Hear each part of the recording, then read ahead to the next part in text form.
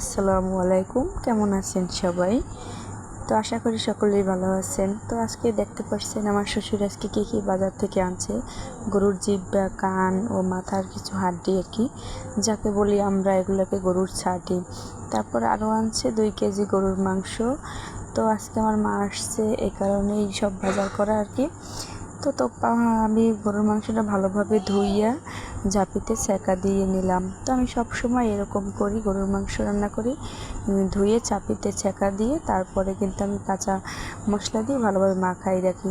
তো প্রথমে আমি এখানে পেঁয়াজ কুচি দিলাম ভালো মতো, পরিমাণ মতো আর কি, যতটুকু লাগে। তো তারপরে দিয়ে দিলাম রসুন বাটা যতটুকু লাগে পরিমাণ মতো। তারপরে দিয়ে দিলাম আমি আদা বাটা। সব কিছুই আমি পরিমাণ মতো একদম সব মশলাগুলো দিয়ে দিলাম আর কি। যত বাটা মশলা আছে এভাবে আমি পরিমাণ মতো দিয়ে তারপরে আমি মাখাই, তাহলে গরুর মাংসটা অনেক ভালো হয়। আর এবার কাঁচা গরুর মাংস মাখাই রান্না করলে কিন্তু অনেক ভালো লাগে আর কি। তো তারপর দেখেন আমার ভাতটাও বলক আসছে রান্না করতে করতে। আর আজকে আমি একলা হাতে রান্না করব, তো এই জন্য আমি সব কিছু আগে থেকে রেডি করতে আসি একটা একটা করে আর কি। তো তারপরে আমি কাঁচা সরিষার তেল দিয়ে ভালোভাবে মাংসটা মাখাই রাখলাম, জানি একটু ভালো হয় আর কি। আর এভাবে মাখাই রাখলে কিন্তু অনেক ভালো হয়। এই দেখতেই পারছেন পুরো মাংসটা মাখানোর পরে কিন্তু অনেক সুন্দর একটা কালার আসছে আর কি।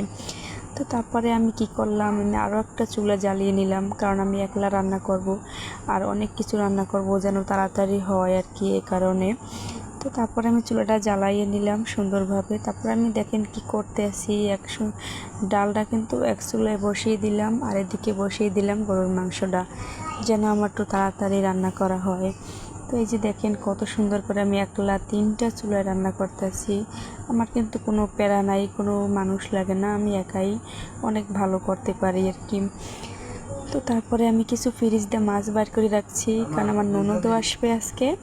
তো সে আমার হাতের মাছ ভাপিটা অনেক প্রশংসা করে, অনেক ভালো লাগে তার কাছে। তবে তার জন্য আবার কিছু মাছও ভাপা করব, ঠিক গরুর মাংসের মতোই আমি আর কি।